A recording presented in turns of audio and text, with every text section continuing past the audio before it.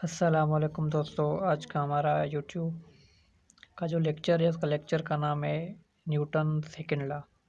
आज मैं आपको बताऊंगा कि न्यूटन सेकंड लॉ क्या है और न्यूटन के सेकंड लॉ की स्टेटमेंट क्या कहती है। ठीक है, सबसे पहले इसकी स्टेटमेंट देख लेते हैं।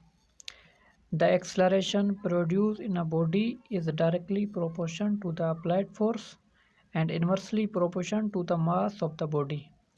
न्यूटन के सेकंड लॉ की स्टेटमेंट क्या कह रही है कि जो किसी भी जिस्म में जो एक्सलरेशन प्रोड्यूस होता है, किसी भी जिस्म में जो एक्सलरेशन का मतलब क्या है, रफ्तार।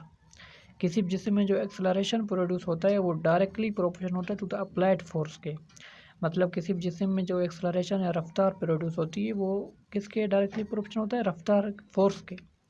जितनी ज़्यादा आप फोर्स लगोगे उतना ही ज़्यादा उसके अंदर क्या होगा, एक्सलरेशन मतलब रफ्तार पैदा होगी। ये क्या होता है, डायरेक्टली प्रोपोर्शनल होता है किसके, फोर्स के। जितना ज़्यादा आप किसी भी चीज़ को फोर्स लगाते हो उतना ज़्यादा वो क्या लगाती है, दूर जाती है। इसे क्या कहते हैं हम, acceleration is directly proportional to the applied force. जितनी ज़्यादा आप फोर्स लगोगे उतना ज़्यादा क्या होगा, किसी जिस्म में रफ्तार पैदा होगी, एक्सलरेशन प्रोड्यूस होगा। ठीक है, ये क्या है, डायरेक्टली प्रोपोर्शनल। और आगे क्या कह रहा है, and inversely proportion to the mass of the body.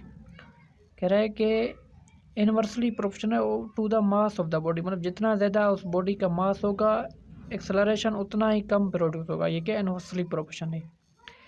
ये क्या कह रहा है कि force is directly proportional to the applied, acceleration is directly proportional to the applied force and inversely proportional to the mass of the body. मतलब जितना ज़्यादा आप फोर्स लगाओगे उतना ज़्यादा एक्सलरेशन प्रोड्यूस होगा, और जितना किसी जिस्म का मास बढ़ेगा उतना ही एक्सलरेशन कम प्रोड्यूस होगा। ये क्या इनवर्सली प्रोपोर्शनल है। The acceleration produce in a body is directly proportional to the applied force. किसी भी जिस्म में जो एक्सलरेशन है वो फोर्स के डायरेक्टली प्रोपोर्शनल होता है। जितना ज़्यादा आप फोर्स लगाओगे उतना ज़्यादा एक्सलरेशन प्रोड्यूस होगा। ये क्या है, डायरेक्टली प्रोपोर्शनल है। और acceleration is inversely proportional to the mass of the body. जितना ज़्यादा उसकी जिस्म का मास बढ़ेगा उतना ही एक्सलरेशन कम प्रोड्यूस होगा। ये क्या है, इनवर्सली प्रोपोर्शनल है। सही है, आगे आके हम लोग क्या क्या करें, इन दोनों इक्वेशन को हम लोग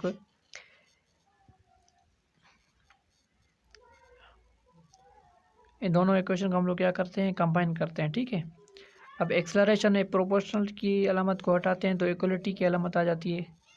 ये हम लोगों ने इक्वलिटी दे दिया। ये फोर्स के डायरेक्टली प्रोपोर्शनल है और मास की क्या इनवर्सली प्रोपोर्शनल है। ठीक है, मास इधर क्या हो रहा है, डिवाइड हो रहा है, तो इधर जाकर मल्टीप्लाई हो गया। ये हमारे पास इक्वेशन बन गई, F is equal to M A. ये न्यूटन सेकंड लॉ फोर्स की इक्वेशन है।